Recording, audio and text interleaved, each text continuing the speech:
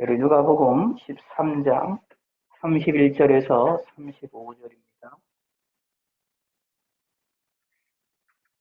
누가복음 13장 31절.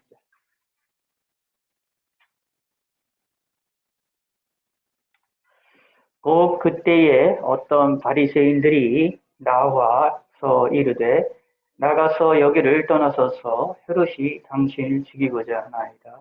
이르시되 너희는 가서 저 여호에게 이르되 오늘과 내일은 내가 귀신을 쫓아내며 병을 고치다가 제3일에는 완전하여지리라 하라. 그러나 오늘과 내일과 모레는 내가 갈 길을 가야 하리니 선지자가 예루살렘 밖에서는 죽는 법이 없느니라. 예루살렘아 예루살렘아 선지자들을 죽이고 내게 파송된 자들을 돌로 치는 자여, 암탉이 제 새끼를 날개 아래 모음같이 내가 너희의 자녀를 모으려 한 일이 몇 번이냐. 그러나 너희가 원하지 아니하였도다. 보라, 너희 집이 황폐하여 버린 바 되리라. 내가 너희에게 이르노니 너희가 주의 이름으로 오시는 이를 찬송하리로다 할 때까지는 나를 보지 못하리라 하시니라.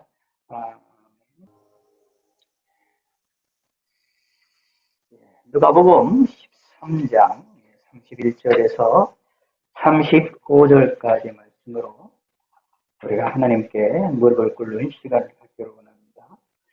그때에 어떤 바리새인들이 나와서 이르되 나가서 여기를 떠나서 헤롯이 당신을 죽이고자 하나이다. 여기를 떠나서서 나가서 여기를 떠나서서. 바리새인들 가운데서도 예수님에 대한 좀 뭐라고 그럴까요? 호의적인 사람이 있었음을 오늘 본문을 통해서 좀 알 수가 있게 되어집니다. 바리새인들만, 또 사두개인들이 정성도 지도자들만 예수님을 또 싫어하고 미워했고 나중에 죽이려고 했던 것이 아니라 헤롯 왕도 싫어하고 미워했었다라는 것을 보여주면서, 동시에 바리새인들 전부가 다, 모든 사람들이 다 예수님을 거부했던 것이 아니라 여기에 보면 어떤 극히 일부의 사람들이 예수님을 그 여기 이 일부의 사람들은 예수님에 대하여서 호의적인 사람이 있었음을 오늘 본문을 통해서 우리에게 알려주고 있다라는 것을 볼 수가 있습니다. 헤롯이 예수님을 죽이려고 하는 사실을 알았다라는 걸로 보았을 때, 이 바리새인이라는 이 사람들이 그렇게 힘이 없는 사람들이 아니라 소식에 정통한 사람들이고, 정권의 중심에서 특히 헤롯 왕의 심정을 알 정도의 그러한 사람들이었고, 그런 일들이 퍼졌다라는 것들을 알 수 있다면, 이 바리새인이 어떤 바리새인인지 모르겠지만 상당히 정보력이 뛰어났고, 아니면 바리새인들 가운데서도 상당히 좀 실력이 있거나 좀 유력한 사람이 아니었을까라고 추측을 해볼 수가 있겠지만, 어쨌거나 이래나 저래나 그래도 예수님에 대하여 호의적인 사람이 있었음을 찾아볼 수가 있게 됩니다. 근데 예수님께서는 이 이야기를 듣고 예수님의 반응은 참 도망치겠다라는 하거나 아니다라는 반응, 그런 단순한 반응으로 끝나시지 아니하고 오늘과 내일과 모레는 내가 갈 길을 가야 한다 라고 말씀하시면서 이것으로만 끝나는 것이 아니라 하나님께서 이 예루살렘을 향하여 회개하기를 촉구하셨던 것이 얼마나 있었는지를 상기시키면서 이 예루살렘 성이 멸망하게 될 것을 또 예수님이 예언을 하시는 그런 장면이 나옵니다. 성경에 종종 보면 이렇게 예수님의 말씀의 이 언어의 수사의적인 그런 방식이 어떤 질문이 들어오면 질문에 대한 그 답만 딱 끝나는 것이 아니라 어떤 때는 질문과 상관이 없는 듯한 내용으로 가지고 이야기하실 때도 있고, 오늘 본문은 질문에 대한 대답을 하면서 그것을 또 뛰어넘어서 다른 것으로 이끌어 나가시는 내용들을 살펴볼 수 있습니다. 더더 궁극적으로는 예수님이 하시고자 하고 말하고자 하시는 내용을 전달하고자 하는 그런 도구로 사용이 되고 사용을 하신다라는 것을 찾아올 수 있는데, 예수님의 이제 독특한 수사법이라고 우리는 이 본문을 통해서 알 수가 있지요. 예수님이 이렇게 수사법을 행할 수 있었던 이유는 사실 예수님이 하나님이시기 때문이고 모든 것을 아시는 분이었기 때문이다. 참된 사람은 이 땅에 오셨지만 모든 것을 아시는 분이었기 때문에 우리가 생각하는 그런 이상의 내용들을 대답하시고 이야기하고 말할 수 있었다라는 것을 볼 수 있습니다. 사실 최고의 권력자였던 그 당시에 뭐 세계 권력자 빌라도도 있긴 있지만 그래도 이 사람들 가운데 최고의 권력 가운데 하나였던 이 헤로당 그리고 이 헤로당은 전력이 있었습니다. 어떤 전력이 있었느냐 하면 얼마 전에 세례 요한을 직접 죽이는 일에 또 직접적으로 명령을 내렸었던 그런 사람입니다. 사실 어떻게 보면 이 예수님의 이스라엘 유다 백성들의 입장에서는 예수님에 대한 명성도 높았지만 그와 못지않게 세례 요한에 대한 명성도 뛰어났었기 때문에 그 명성이 뛰어난 선지자였던 세례 요한을 직접 죽이는 일에 열정을 또 폈었던 이 헤로당이라는 사람이었기 때문에 예수님을 죽이고자 하는 마음을 가졌다라는 것을 알았을 때 당연히 예수님을 죽일 수 있다라는 사실을 또 예수님이 죽임을 당할 수 있다라는 사실은 충분히 미루어 짐작을 해볼 수 있었던 사실입니다. 그런데 예수님은 자신이 어떻게 죽을 것을 아시고 계셨던 분이라는 사실을 기억해야 될 것입니다. 예수님이 이런 이 권력자에 의해서 죽을 것이다, 죽을 위험이 있을 것이다 라는 소식을 들었을 때에 그 죽음으로부터 벗어나기 위해서 도망치거나 그것에 대하여 다른 곳으로 이동을 하거나 하는 그런 내용이 아니라 여기는 나가서 여기를 떠나소서라고 하는 내용으로 보았을 때 예수님이 이 지역에 이 바리새인가에게는 이 지역에 있을 동안에 헤롯에 의하여 목숨의 위협을 당하는 직접적으로 위험을 당하는 아주 급박한 순간이었음을 우리는 충분히 미루어 짐작을 해볼 수 있고 그 중에서 이 어떤 이 바리새인이 누구인지 모르겠지만 이 바리새인들이 예수님께 호의를 가져서 좋은 마음을 가져서 예수님을 향하여 빨리 피난을 가라라고 말씀을 하시지요. 그런데 예수님은 그 일에 대하여서 뭐라고 말씀하시느냐 하면 너희는 가서 저 여우에게 이르되 여우는 헤롯 왕을 또 이야기하는 내용이죠. 직접적으로 상당히 이야기가 전달이 될지 안 전달될지 모르겠으나 그러나 예수님께서는 그 여우라고 지칭을 하면서 헤롯 왕이 행하는 아무리 자신을 죽이고자 하는 것이 있다 할지라도 자신에게 아무런 해를 끼치지 못할 거라는 사실을 예수님은 명확하게 알고 있었다라는 것이지요. 예수님이 자신이 십자가에 죽게 되어지는 것은 결국 가론 유다에 의하여 그리고 유대인들, 바리새인들과 그 종교 지도자들에 의하여서 죽게 되어지게 될 것을 그리고 이방인의 손길이었던 빌라도의 로마 병사의 손길을 통해서 십자가에 죽게 되질 것이라는 사실을 예수님은 너무나도 잘 알고 계셨고 우리도 잘 알고 있지요. 그런데 이때 헤롯 왕이 아무리 위협을 강한다 하더라도 헤롯 왕의 이러한 공격에 대하여 예수님이 아무런 영향을 받을 것이 아니라는 사실은 예수님에게 분명하게 알고 있었던 사실입니다. 그러므로 예수님께서는 당당하게 이야기를 하시는 내용을 볼 수가 있습니다. 오늘과 내일은 내가 귀신을 쫓아내며 병을 고치다가 자신의 일을 하다가 자신의 사역을 하다가 라는 얘기입니다. 제3일에는 완전해지리라 라고 말씀하십니다. 제3일에는 완전해지리라 라는 말씀을 통해서 사실 이 안 가운데에서 첫째, 첫날, 오늘과 내일과 그리고 모레라는 이 제3일이라는 얘기를 읽었을 때 우리가 마치 연상이 되는 것이 예수님의 십자가에서 죽으시고 3일 만에 부활하셨다라는 것을 연상을 시킬 수가 있지요. 그러므로 이 32절에 있는 말씀이 단순하게 예수님이 자신이 해야 될 사역을 감당하시겠다라는 것뿐만 아니라 사실은 예수님의 십자가의 사건에 대한 부활의 사건에 대한 또한 예언이라고도 보여줄 수가 있는 내용들입니다. 어쨌거나 예수님께서 오늘도 내일도 귀신을 쫓고 병을 고치다가 제3일에는 완전하여지리라는 말씀을 통해서 자신이 행해야 될 일들을 꾸준히 하겠다. 지금 이 바리새인들은 호의를 가지고 빨리 나가서 이것을 도망치려고 말을 하고 있지만 예수님께서는 이 땅 이곳에서 계속해서 자신이 할 일을 하겠다라고 명확하게 말씀을 하고 계시는 것이죠. 왜냐하면 예수님에게 있어서는 이게 헤롯의 지금 이 위협이 사실은 아무것도 아님을, 그것에 의하여 자신이 죽게 되지 않을까라는 사실, 때가 되지 아니었다는 사실을 분명하게 알고 있었기 때문입니다. 그래서 33절에 보면 이런 말이 나옵니다. 자, 하반절에 이런 얘기가 나와요. 예, 선지자가 예루살렘 밖에서는 죽는 법이 없느니라 라고 말합니다.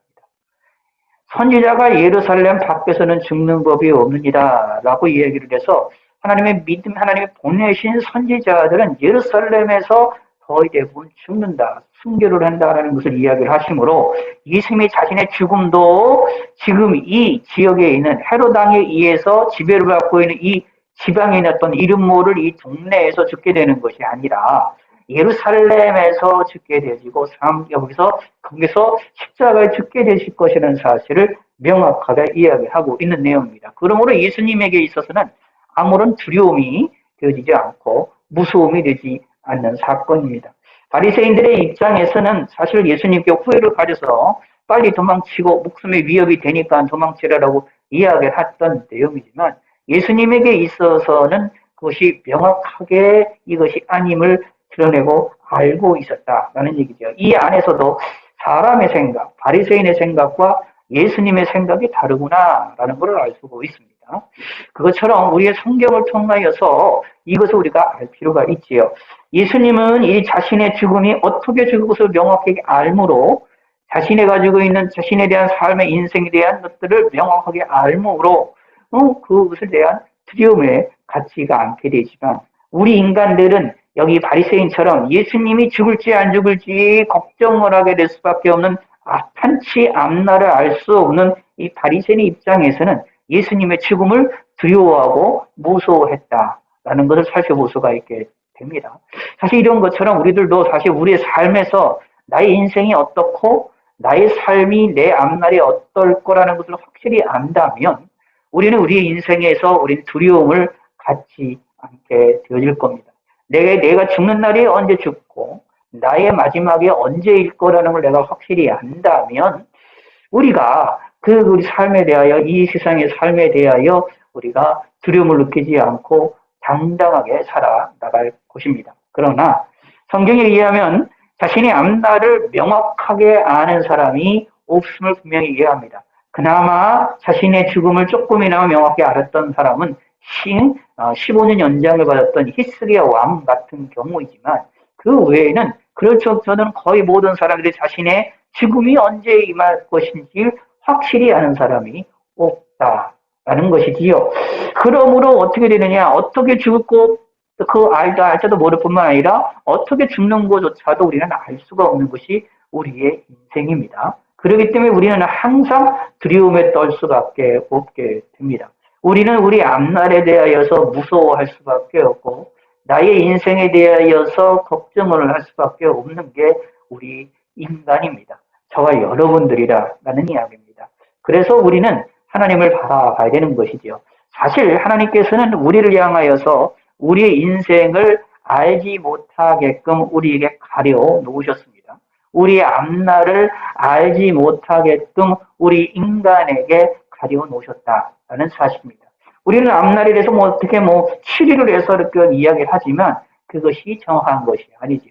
그래서 사람들은 그 앞날을 알기를 원해서 운명이라는 것을 알기를 원해서 점도 치기도 하고 타로점 같은 것도 치기도 하고 자신의 태어난 날짜 연월일을 가지고 이름을 가지고 뭔가를 운명을 점쳐보려고 노력을 하고 그런 일들을 만들어내려고 하지만 그러나 그럼에도 불구하고 우리 인간의 앞날을 우리 인간은 정확하게 알 수가 없습니다. 인간이 만들어놓은 이 점치는 거나 이런 것을 통하여 우리 인간의 삶을 다 알 수가 있느냐?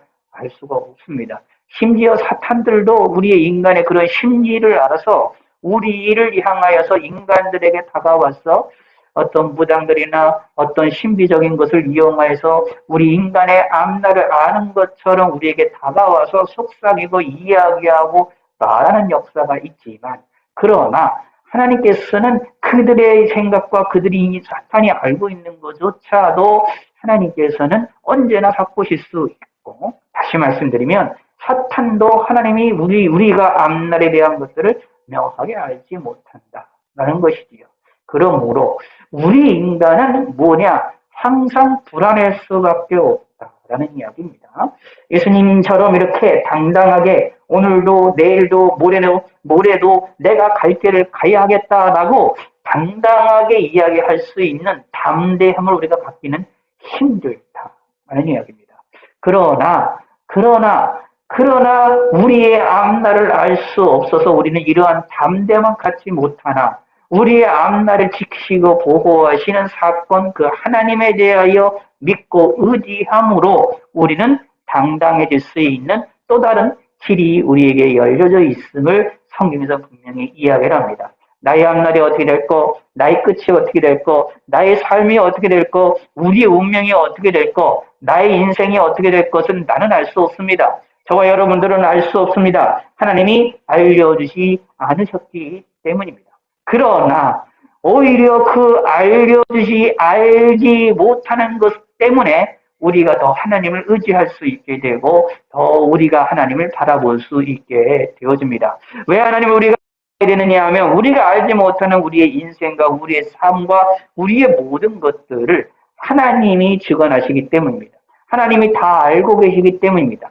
나의 인생의 삶을 모두 다 알고 계신다라는 얘기입니다. 이거를 믿으시기 바랍니다. 예수님께서도 자신이 선지자는 예루살렘 밖에는 죽는 법이 없느니라 라고 예수님의 자신의 마지막이 어떻게 될 것을 명확하게 아심으로 분명히 이 일들에 대하여서도 두려움을 떠난 자들에 대하여서도 그 일에 대해 당당하게 오늘도 내일도 모레도 내가 갈 길을 가신다라고 말씀하셨던 것처럼 그 하나님이 우리의 인생도 모르시겠느냐라는 이야기입니다.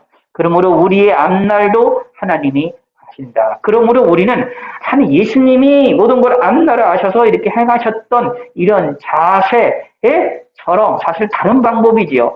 나는 알 수 없으나 하나님이 나의 앞날을 아심으로 하나님을 믿고 내 오늘도 내일도 모레도 내 갈 길을 가는 믿음의 성도가 되셔야만 합니다. 이것이 하나님이 기뻐하시는 일이고 그것이 우리가 해야 될 일이고 하나님이 우리에게 주시는 은혜라는 사실을 기억을 해야 됩니다.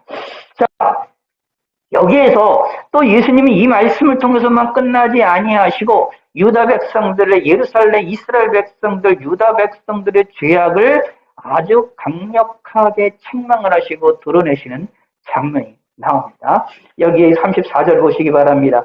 예루살렘아 예루살렘아 예루살렘아 선자들을 죽이고 내게 파송된 자를 돌로 치는 자여 암탉이 제 새끼를 날개 아래 모음같이 내가 너희의 자녀를 모으려 한 일이 몇 번이냐 그러나 너희가 원하지 아니하였다. 여기에 보면 예루살렘아 예루살렘아 예수님이 두 번 말씀하시지요. 아주 이것은 간절하게 말씀하시는 겁니다. 예수님이 이제 언어의 수사법들 중에 중요한 것들은 반복의 요소를 이야기를 많이 합니다. 가로되 그다음에 여기 나오는 것처럼 예루살렘아 예루살렘아 이렇게 반복해서 예수님의 간절한 마음을 드러냅니다. 선자들을 죽이고 이 예루살렘에서 선자를 죽이고 내게 파송된 자를 돌로 치는 그런 일들이 많았다라고 탄식을 합니다. 마치 암탉이 제 새끼를 날개 아래 모으는 것처럼 열심히 모았지만 그러나 자녀들이 새끼들이 그 어미의 날갯짓에 호응하지 않았다라는 얘기입니다. 오히려 여기에 보내는 선지자들을 죽이고 파송된 자를 돌로 치는 일을 했다라는 이야기입니다. 이 죄악을 예수님께서 명확하게 드러내십니다. 그리고 또 하나 이 본문을 통해서 예수님이 자신이 하나님이심을 드러내십니다. 여기 잘 보시기 바랍니다. 예루살렘의 선지자들을 죽이고 내게 파송된 자를 돌로 치는 자녀라고 했을 때에 선지자는 누가 보내신 겁니까? 하나님이 보내신 자입니다. 파송된 자가 누구입니까? 하나님이 보내신 자입니다. 여호와 하나님이 보내신 자가 누구냐? 선지자들이야. 라는 이야기입니다. 여호와 하나님이 보내신 자, 파송된 자들이 있다라는 이야기입니다. 그런데 잘 보시기 바랍니다. 여기에 뭐라고 표현되느냐 하면 내가 너희 자녀를이라고 표현하고 있습니다. 내가 너희 자녀들을 뭐라고 표현하느냐 하면 암탉이 제 새끼를 날라게 모음같이라고 얘기했을 때에 이 암탉이라는 것을 누구로 상징하는 것이냐 하면 여기에서 누구로 비유되는 거냐 하면 선지자를 보낸 자, 파송된 자를 파송하는 자, 곧 여호와 하나님을 이야기를 한다라는 얘기입니다. 근데 그 하나님을 뭐라고 표현하면 여기면 내가 너희를 자녀로 얘기를 해서 예수님이 직접 보낸 것으로 이야기를 한다라는 이야기입니다. 그러므로 예수님이 하나님의 심을 구약에서 나타나 있는 하나님의 심을 여기에서 또 이야기를 하시는 장면입니다. 예수님이 이렇게 어법이 참 독특하십니다. 질문을 통해서 대답을 하시지만 대답으로 끝나시는 것이 아니라 그것을 뛰어넘어서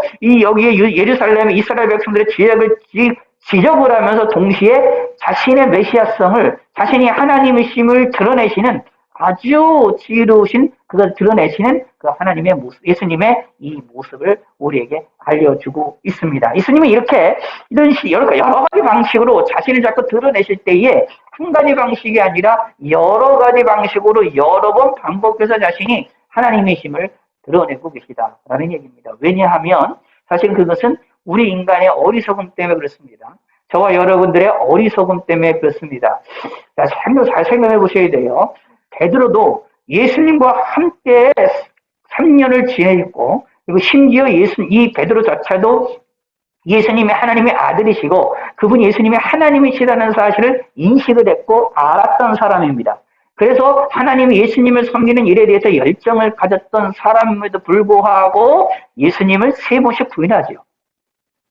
베드로조차도 그렇게 됩니다. 하나님을 알았던 사람임에도 불구하고 그렇게 됩니다. 그런데 하물며 그렇죠? 하나님 예수님에 대해서 잘 알지 못하고 예수님을 거부하는 사람들에게 있어서 예수님이 하나님이라는 사실을 인식하는 것이 쉬우냐? 쉽지가 않다는 것입니다. 우리 인간의 죄성이 그렇게 무섭다라는 것이에요. 그래서 예수님께서는 그걸 아시기 때문에 우리에게 여기에 보면은 암탉의 제 새끼를 날개에 몸같이 우리를 향하여 계속해서 말씀하신다라는 이야기입니다. 계속해서 말씀하신다라는 이야기입니다. 몇 번이냐? 그러나 너희가 원하지 아니하였다. 한 일이 몇 번이냐? 자녀를 모으려 한 일이 몇 번이냐? 여러 번 하셨다라는 이야기입니다. 구약의 선지자를 통하여 하나님의 말씀을 여러 번 말씀하시고 하나님의 뜻을 드러내시고 이야기를 하셨다. 그럼에도 불구하고 깨닫지 못한다. 이런 겁니다. 그래도 깨닫지 못해도 하나님께서는 우리에게 선지자를 보내셨고 우리에게 하나님의 말씀을 하셨다. 예수님도 이렇게 이 사람들에게 자신이 하나님이시고 자신이 하나님이심을 드러내시는 이걸 가리켜서 이제 신학적 용어로 표현하면 자기 계시라고 얘기하는데 예수님이 자기가 하나님이시라는 것을 계시하시는 겁니다. 그 자기 계시를 예수님이 하나님이시라는 것을 한 번으로 끝나는 것이 아니라 여러 번 반복하는데 그것도 어떻게 해요? 어떤 때는 노골적으로 얘기하시지만 어떤 때는 그냥 간접적으로 얘기하시고 오늘 본문에서도 이 질문을 통하여 대답하시는 가운데에 자신의 메시아임을 하나님이심을 간접적으로 이야기를 하시는 설명이 나옵니다. 이렇게 예수님이 하나님이라는 사실을 계속해서 이야기를 하죠. 자, 생각을 해봅니다. 33절을 한번 잘 보시기 바랍니다. 예수님이 뭐라고 말씀하시느냐 하면 그러나 오늘과 내일과 모레는 내가 갈 길을 가야 하리니 선지자가 예루살렘 밖에서는 죽는 법이 없느니라. 아멘. 예수님이 뭐라고 말씀하시냐면 선지자들이 죽을 때 어디서 죽느냐? 예루살렘에서 죽는다. 라고 얘기합니다. 그 밖에서 죽는 법이 없다라고 말씀하시지요. 그렇다는 얘기는 자신의 죽음도 어디서 죽을 거라고 얘기하시느냐? 예루살렘에서 죽을 거라는 것을 이야기를 하시는 것입니다. 이 말씀을 들었던 사람들이 나중에 예수님이 십자가에서 죽으시고 3일 부활하는 사건, 예수님의 죽음의 사건을 볼 때에 어떻게 생각하시겠습니까? 어떻게 생각을 할까요? 예수님이 자신의 죽음이 예루살렘에서 죽을 거라는 사실을 예수님이 스스로 미리 말했네. 미리 말해서 미리 얘기를 했다라는 것을 알게 되지 않겠습니까? 그렇고 그 예수님이 말씀하셨던 이 내용들 가운데에 예수님 스스로가 자신이 하나님이시다라는 자기 계시를 하시는 그 사건에 대하여서 이 사람들이 눈치를 못 채겠습니까? 눈치를 채겠지요. 그러다 보니 어떻게 될까요? 여기 성경책에 누가복음에도 이 말씀이 기록이 될 정도로 예수님이 말씀하신 일에 대하여 사람들이 각인이 이루어졌다라는 이야기.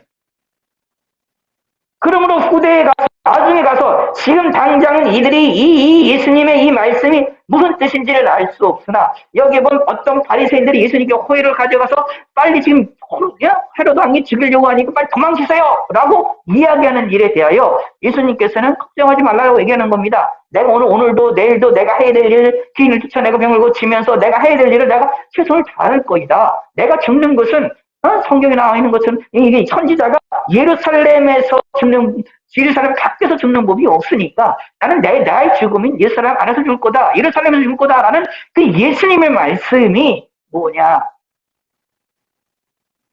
이 당시 사람들에게는 잘 이해가 못했을 것입니다.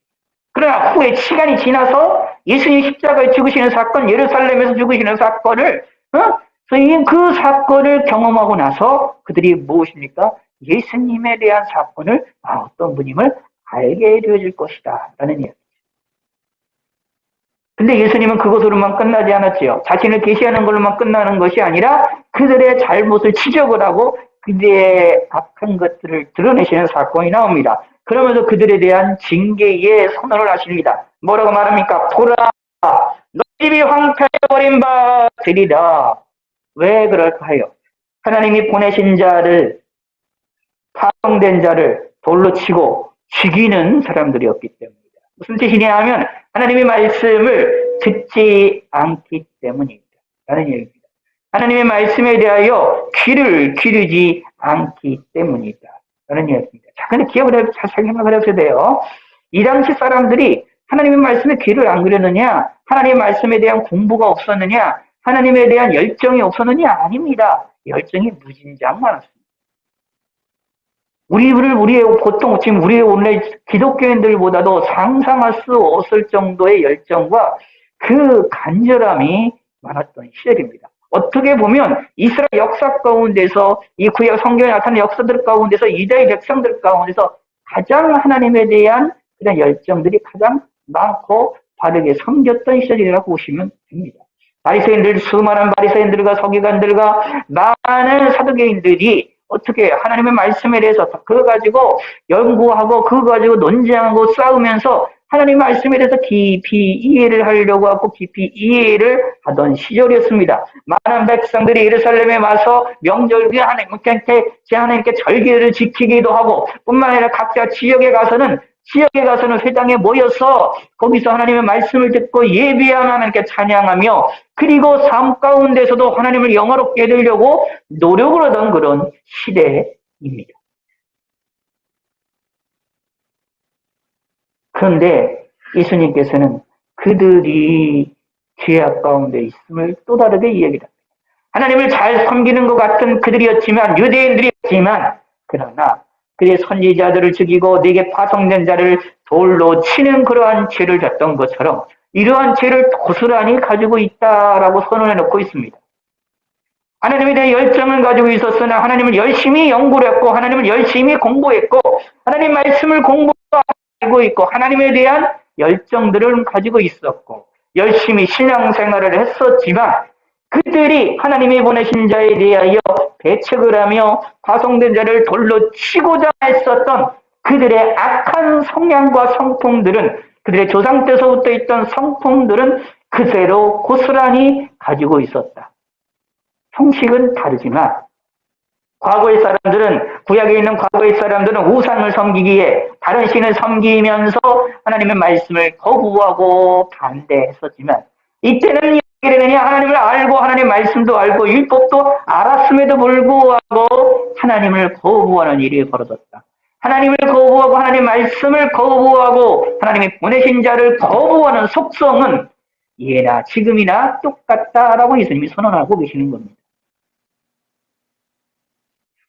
그 증거가 무엇입니까? 사도 요한을 죽이는 일이었고 그 증거가 무엇입니까? 확실하게 예수님을 십자가에 못 박는 일이었습니다. 물론 모든 유대인들이 다 예수님을 십자가에 못 박는 일에 대하여 찬성을 하지 않았습니다. 그 많은 예루살렘에 있는 많은 이들이 예수님을 십자가에 못 박고 오히려 강도를 놓아달라고 소리쳐 울부짖는 일이 벌어지지 않았습니까? 바리새인들과 서기관들만의 죄가 아니라 백성들조차 예수님을 십자가에 못 박으라고 소리를 지는 사람들이 수두룩하게 많았습니다. 그때 일어났었던 예루살렘에 모였던 사람들은 한두 사람이 아닙니다. 평소에 모였었던 예루살렘에 살고 있었던 평소에 모여 있었던 그런 이 아닙니다. 유월절 전이기 때문에 전국에서 모든 이들이 예루살렘에 모였습니다. 아니요, 전국에서 모인 것이 아니라 그 당시에 세계 전체인 그 당시가 세계가 어떻습니까? 로마 제국이었습니다. 로마 제국 그것이 전 세계의 전주였습니다. 그 당시 사람들에게는 이 사람들에게는 그 세계 곳곳에 퍼져 있었던 로마 제국의 디아스포라로 퍼져 있었던 유대인들이 예루살렘에 예수의 유월절을 지키기 위하여 왔던 시절입니다. 그러므로 한두 사람이 모여있는 시절이 아닙니다. 수많은 사람들이 모여있던 시절입니다. 그런데 그 사람들을 모아놓고 빌라도가 메시아라고 하는 유대인의 왕이라고 하는 예수님을 누워줄 거냐라고 물어봤을 때 십자가에 못 박으라고 소리를 졌다라는 이야기. 여기 본문에 나와 있는 것처럼 예수님이 말씀하시는 것, 예루살렘아 예루살렘의 선지자를 죽이고 내게 파송된 자를 돌로 치는 자요라고 말씀하셨던 이 성향이, 이 성품이 그대로 유대인들 가운데에 가지고 있었더라라는 이야기. 무서운 일입니다. 이건 무서운 일입니다. 우리가 좀 경계를 해야 되고 무서운 일입니다. 유대 백성들이 정말로 정말로 이 성경에 보면 구약 성경의 내용들을 보면 우상을 섬기다가 다른 신을 섬기다가 하나님께 징계받아서 포로로 잡혀가기도 하고 자식이 희망한 7년 후에 더 돌아오기도 하는 이런 역사가 있었잖아요. 그때 당시만 해도 하나님을 섬긴다라는기보다는 우상을 섬기며 다른 신을 섬기고 바알과 아사를 섬기며 하나님의 말씀을 거부하고 선지자를 거부하고 잡아서 죽이는 일에 앞장섰던 일들이었습니다. 하나님의 말씀을 거부했었던 것이라는 얘기입니다.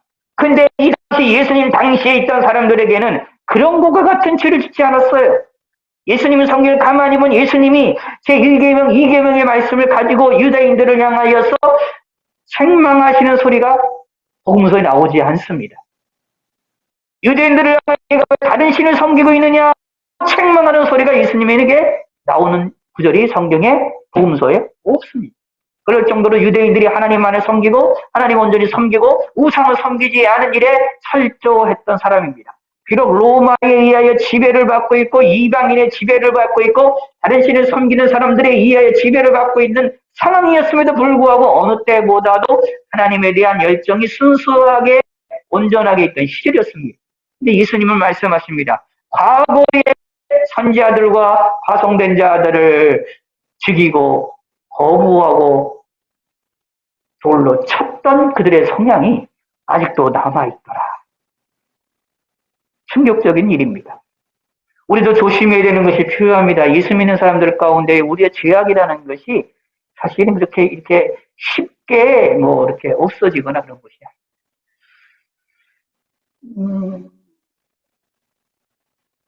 그래서 내가 하나님을 섬기는 일에 있어서 내 속에 있는 이 죄악이라는 것이 이게 쉽게 없어지거나 이게 쉽게 어떻게 되는 것이 아니고 내 안에 잠재가 될 수도 있구나라는 것을 기억을 하셔야 돼요.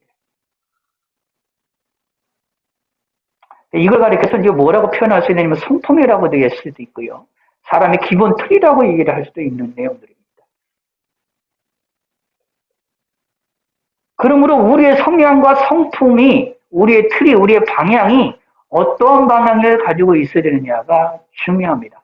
내가 하나님께 열심을 품고 하나님을 섬기고 열심히 하나님을 알아가고 하나님을 많이 안다. 예, 좋습니다. 그런데 기억을 하시기 바랍니다.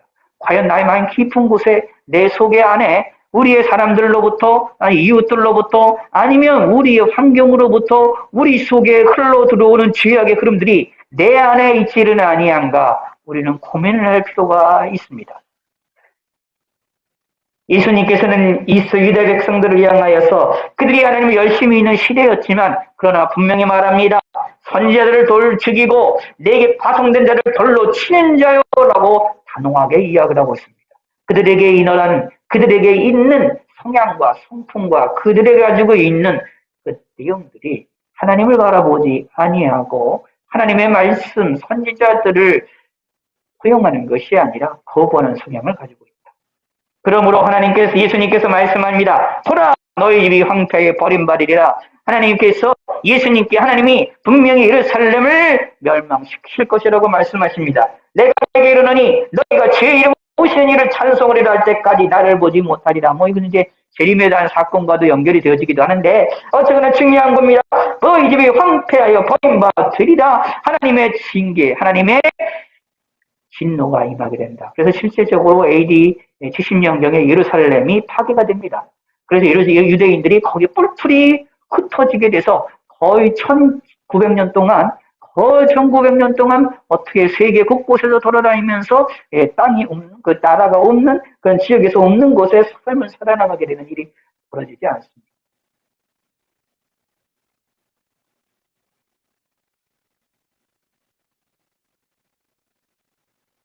근데 이러한 유대인들의 죄악이 우리에게는 없겠느냐? 아니다. 우리 가운데서도 있을 수 있다. 하는 것입니다. 하물며 유대인들조차 이랬는데 우리는 안 그러겠느냐? 나는 안 그럴 수 있다. 우리는 안 그럴 수 있다고요? 천만의 말씀입니다. 그것처럼 교만한 생각은 없습니다. 우리는 이 본문을 통하면서 유대인들이 이런 죄악에 우리가 빠지지 아니하도록 우리도 잘못하면 여기에 예루살렘 사람들이 선지자를 죽이고 파송된 자를 돌로 치는 것처럼 우리들도 파송된 자를 선지자를 돌로 치고 공격을 하는 자들이 되어질 수도 있고 우리 성향이 그렇게 되어질 수도 있구나. 하나님의 말씀을 듣고 알고 알지만 하나님을 섬긴다면 오히려 하나님을 거부할 수도 있구나 하는 것입니다. 이러한 죄악에 우리가 빠질 수도 있습니다. 그래서 사실 우리는 좀 신앙생활함에 있어서 조심해야 되고 경계를 해야 됩니다. 예수 잘 믿는다고 해서 신앙생활 열심히 한다고 해서 기도를 많이 한다고 해서 나는 하나님 앞에 나는 온전할 것이고 하나님을 잘 섬길 거다. 하나님 이렇게 섬기는 일이 내가 계속 하나님을 잘 섬길 수 있을 것이다. 라고 하는 그러한 생각을 가지시면 안 됩니다. 우리도 잘못하면 죄악 가운데 빠질 수도 있고요. 우리도 잘못하면 하나님의 말씀을 거부할 수도 있고요. 우리도 잘못하면 여기에 선지자들을 죽이고 네 파송된 자를 돌로 치는 것과 같은 예루살렘의 백성들의 죄악처럼 우리도 그렇게 되어질 수 있습니다. 하나님을 안다는 지식이 오히려 나를 망하게 만들 수도 있고요. 하나님을 섬긴다고는 우리의 신앙생활의 행동이 나를 교만하게 만들어 나를 죄악의 구렁텅이에 넘겨놓을 수도 있습니다. 어쩌면 우리 기독교인들 가운데 가장 올무가 이런 올무인 건지도 모르겠습니다. 보이지 않은 이런 죄인 겁니다. 이런 올무에 빠지지 아니하도 우리는 경계를 해야 됩니다. 이들의 유대인들의 예수님이 유대인의 잘못을 명확하게 지적을 하시고 예수님이 말씀하시는 것 예루살렘아 예루살렘아 예수님이 이런 말씀하셨을 때 예수님의 심정이 어떠했을까요? 이 말씀을 잘 생각하십니다. 예루살렘아 예루살렘아 선지자들을 죽이고 내게 파송된 자를 돌로 치는 자요 여태 예수님이 예루살렘아 예루살렘이라고 부르셨었던 그 예수님의 마음이 하나님 마음이잖아요. 그 마음으로 하나님 우리를 부르신다면 우리 하나님 앞에 죄악된 사람이 아닙니다. 오히려 예루살렘아 부르는 것이 우리를 향하여 기뻐하시고 사랑하시는 은성으로 우리에게 부르시면 좋겠는데 여기는 그게 아니라 안타까운 겁니다. 예루살렘아 예루살렘아 황폐하고 버림받아 되어질 그들의 죄악을 지적을 하시는 소리입니다. 사실 이 소리를 듣고 유대인들이 깨달으면 좋겠는데 사실은 깨닫지를 못합니다. 그게 문제입니다. 그래서 예수님을 십자가에 못 박혀 예수님을 십자가에 못 박아 죽이게 되는 일입니다. 예수님을 죽이라고 소리를 지렸던 이들이 예수님의 이 말씀에 대하여서 들으면서도 불구하고 이들이 깨닫지를 못한 겁니다. 후에 부활 후에 예수님 부활 후에 몸에서 이제 선지자 사도들과 많은 사람들을 통하여서 이 말씀이 다시 새롭게 깨닫게 되어지고 성령 하나님의 역사의 도우심으로 이들이 깨닫게 되어지고 알게 되고 이해가 되어지니 그제서야 이렇게 성경에 기록이 되어질 정도로 사람들에게 많이 이야기가 되어질 정도로 이것이 그제서야 미니즘의 사람들에게 알려지게 되어졌지만 이 당시에는 이것이 실제 예수님이 이렇게 말씀하셨을 때는 과연 이 내용을 얼마나 사람들이 이해를 했겠느냐. 이해하지 못했다. 근데 중요한 것은 이해하지 못해도 말씀하셨다. 예수님이 말씀하셨다라는 얘기입니다. 이게 우리를 향한 예수님의 사랑입니다. 사실 성경에 보면 그래요. 가만히 읽어보시면 하나님의 역사가 이래요. 유대인들이 하나님 믿음의 백성들이 하나님의 말씀을 깨닫지 못해서 하나님께서 계속 말씀하세요. 깨달을 때까지. 그리고 깨달지 못하도록 계속 말씀하세요. 그럼 그 중에 누군가는 깨달아서 나중에 깨달았을 때 뒤돌아보면 그것에 대하여 알게 되어지기 때문에. 우리의 삶의 인생도 마찬가지예요. 우리 신앙을 생활할 때도 하나님 말씀을 들을 때, 하나님 말씀을 알고 들을 때 내가 깨닫지 못해도 하나님 말씀을 계속 듣고 알고 그것을 자꾸 들어야 됩니다.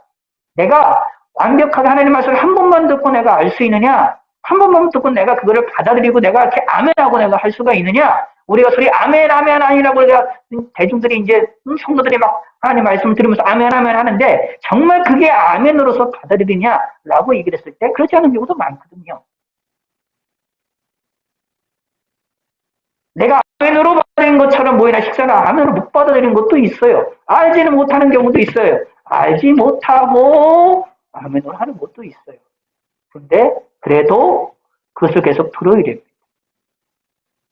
계속 마음에 새겨야 됩니다. 성경은 믿음은 어디서부터 나온다고 말씀드렸죠? 그리스 성경에서 뭐라고 말씀하십니까? 그리스도의 말씀을 들으면서부터. 그리스도의 말씀을 들을 때는 어떻게 되냐? 내가 깨닫든 깨닫지 못하든 계속 들어야 되는 겁니다. 알든 알지 못하든 들어야 됩니다. 그러면 그 말씀이 나를 움직입니다. 내 생각을 움직입니다. 그리고 때가 되면 그것을 깨닫게 하시고 알게 만드십니다. 그게 하나님의 섭리입니다. 하나님의 은혜입니다. 이런 은혜를 받은 사람들은 복 중에 복 받은 사람이다. 이거조차 없는 사람은 참 불행한 사람인 것이지요. 그래서 때로는 우리가 하나님 말씀을 보며 읽으며 내가 알지 못한다고 내가 깨닫지 못한다고 우리 실망하고 낙심할 것은 아닙니다. 기다리시면 됩니다. 언젠가는 알게 되지요. 그러나 꼭 기억을 하셔야 될 것은 이런 사람들 여기 예루살렘들처럼 이렇게 어리석은 행동의 모습이 그들에게 삶 가운데 있었다라는 것 예수님이 말씀하셨는데 불구하고 깨닫지 못하는 이 중대한 이 문제거든요. 죄악 가운데 이것 정말로 위험한 거거든요. 이들의 죄악은 사실 잘 생각해야 됩니다. 자, 잘 생각하셔야 돼요. 예루살렘의 이스라엘 역사 가운데서 예루살렘 성이 멸망한 곳이 우리가 잘 아시는데 여러분이 전쟁에 의해서 멸망을 당했던 적도 있고 막 그랬었는데 진짜 우리 눈에 보기에 확실하게 파괴됐건 예루살렘에 멸망했던 적이 있잖아요. BC 586년에 그때 일어났었던 이 원인 가운데 하나가 뭐냐면 우상을 섬기는 거예요. 다른 신을 섬기는 거예요. 그 몇십 년 동안 몇백 년 동안 하나님 말씀을 안 듣고 우상을 섬기다가 무슨 그래요? 중간중간에 다 전쟁받아서 예루살렘 성에 막 어려움을 당하고 힘듦을 당하고 예루살렘 성 안에 또 성전 안에 있던 기구들 모든 걸 외국 나라들한테 빼앗기기도 하고 막 이런 일들이 벌어지잖아요. 그러다가 결국 가서 나중에 그렇게 되거든요. 그때 뭐가 되느냐 하면 가장 중요한 것이 다른 신을 섬기는 것이었어요. 근데 오늘 본을 보시기 바랍니다. 너희 집이 황폐하여 버림받는다. 똑같이 해요. 예루살렘이 멸망할 거라는 것을 이야기를 하는 거거든요. 예루살렘이 멸망할 거라는 이야기를 하는데 그 원인이 뭐냐 하면 여기를 뭐라고 표현하냐면 우상을 섬기기 때문에 다른 신을 섬기기 때문에 멸망한다고 그거 아니에요. 뭐라고 표현하고 있느냐 하면 여기에 선지자를 죽이고 내게 파송된 자를 돌로 치는 자요. 다시 말해서 뭐라고 할까요? 이게 암탉이 제 새끼를 날개 몸과 같이 내가 너희 자녀를 모으려는 일이 몇 번이냐? 근데 모으려고 몇 번이 했는데도 불구하고 그들을 그 말을 듣지 않았다라는 얘기죠. 쉽게 얘기해서 하나님의 보내신 자, 하나님의 말씀을 듣지 않았다. 그래서 하나님께서 멸망시키신다라고 말합니다. 다시 말씀드린 이런 얘기입니다. 하나님의 말씀, 하나님의 보내신 자를 돌로 죽이고 돌로 쳐 죽이고 그리고 선지자를 죽이는 이러한 죄악들은 다시 말하면 이게 하나님 말씀에 대하여 거부하는 겁니다. 하나님 말씀을 듣지 않는 겁니다. 이러한 죄악은 무엇과 같은 죄로 여기서 취급이 되어지느냐 하면 우상을 섬기고 다른 신을 섬긴 것 죄와 같은 죄로 취급이 된다는 것을 알 수 있어요. 왜냐하면 똑같은 벌이잖아요. 우상을 때문에 다른 신을 섬겼기 때문에 예루살렘 멸망했잖아요. 근데 여기도 예루살렘 멸망하는 원인이 뭐라고 표현하고 있습니까? 하나님 말씀을 거부했기 때문에 멸망한다. 라고 얘기가 나오는 거거든요. 같은 셈법으로 하나님은 계산하셨다. 그러므로 우리가 여기에 선지자들을 죽이고 내게 파송된 자를 돌로 치는 죄, 다시 말하면 이게 하나님 말씀을 거부하는 죄거든요. 이 죄가 얼마나 무서운 것이냐라는 것을 깨달아야 됩니다. 그런데 다시 한번 생각합시다. 이들의 이 당시에 하나님 말씀을 몰랐느니 아닙니다. 열심히 알고 있던 사람들입니다. 하나님을 섬기는 일에 누구보다도 열정적이었던 시절입니다. 예루살렘에 모여서 절기 때마다 모이기도 했고 각도 지역에 가서 그들의 나라가 안식일마다 모여가지고 회당에 모여서 하나님을 찬양하고 말씀 들었던 그런 시절입니다. 너무도 정말로 하나님에 대한 열정이 어떻게 예전에는 회당이 아니라 각 지역에 신당들이 있었어요. 신당들이 있어서 예루살렘에는 하나님을 섬기고 절기 때마다 예루살렘 모여가지고 절기를 지키는 것은 있었지만 각 지역에서는 신당들이 있어가지고 그 신당들에 의해서 다른 신을 섬기는 일을 행동을 했었어요. 그런 지역들 그랬던 했어요. 그 중앙에서는 그 하나님을 섬긴다고 하지만 각 지역에서는 다른 신들 섬기는 일들까지도 벌어졌던 그런 시절이었는데 이때만에는 그거 자체가 또 아예 없어요. 지방도 그렇고 이 예루살렘에서 동일하게 다 하나님을 섬기던 시절이었습니다. 신당이 아니라 회당에 모여서 하나님을 섬기는 일이었고 그리고 예루살렘에 모여서 그런 열정만한 시대였습니다. 그런데도 불구하고 이들이 하나님을 거부하고 선지자들을 죽이고 여기에 파송된 자를 돌로 치는 것과 같은 이러한 죄악들이 이들 가운데 있었다라는 겁니다. 그래서 사도 세례 요한을 죽이지요. 그리고 예수님을 죽이지요. 그리고 그 후에 사도들을 공격하고 핍박을 하지요. 그리고 스데반 지사를 죽이지요. 사도 야고보를 죽이죠. 그 후에도 계속해서 여러 가지의 방을 하는 것들을 살펴볼 수 있습니다. 이러한 죄악들이 이들에게 끔찍한 것이다. 저와 여러분들이 이러한 죄악에 우리에 물르지 않기를 소원하고 소망하시는 믿음의 성도가 되시기를 바라겠습니다. 예수님께서는 어떤 일이 있든지 무슨 일이 있든지 오늘과 내일과 모레는 그의 내 갈 길을 가신다라고 말씀하셔서 예수님이 우리를 구원하시기 위하여 십자가에 죽기 위하여서 움직이시는 그 사역은 끝까지 행하셨다. 목숨의 위협을 받는다 하더라도 그 사역은 완성시켰다라는 사실을 기억을 하셔서 이러한 역사를 통하여 저와 여러분들이 구원받았고 예수 믿고 우리가 천국에 가게 되셨음을 감사함에 영광 돌리시는 믿음의 성도가 되시기를 바라겠습니다. 하나님 아버지여 감사합니다. 오늘 주의 말씀을 우리가 하나님 말씀에 귀를 기울여 봤습니다. 예수님이 말씀하셨던 말씀들을 우리가 깨닫게 하시고 알게 해 주시고 우리가 잘 알지 못한다 하더라도 우리 마음 안에 새길 수 있게 하시사 때가 되어졌을 때 이런 것들이 기억나 하나님을 바라보게 하시고 하나님을 의지할 수 있도록 하나님이 축복하여 주시옵소서. 감사드리며 예수님의 이름으로 기도드렸습니다. 네. 하나님 아버지여 감사합니다. 오늘도 주님 앞에 나와 하나님께 영광을 돌려드립니다. 저희를 함께 하시고 은혜를 베풀어 주시고 우리의 삶이 하나님으로 인하여 기뻐하며 즐거워할 수 있게 하시옵고 우리가 유대인들이 죄악을 졌던 그런 어리석은 죄악을 우리가 범하지 아니하도록 저희들에게 경계함을 주시고 지혜를 주시고 하나님을 온전히 바라볼 수 있는 믿음을 갖게 하여 주시옵소서.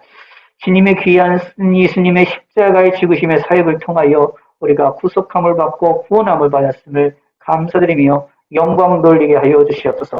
귀한 힘을 드렸습니다. 이 힘을 하나님의 두 손 들어 축복하시고 하나님의 능력이 함께 하여 주시고 우리 삶의 권세와 권능이 함께 하여 주시옵소서.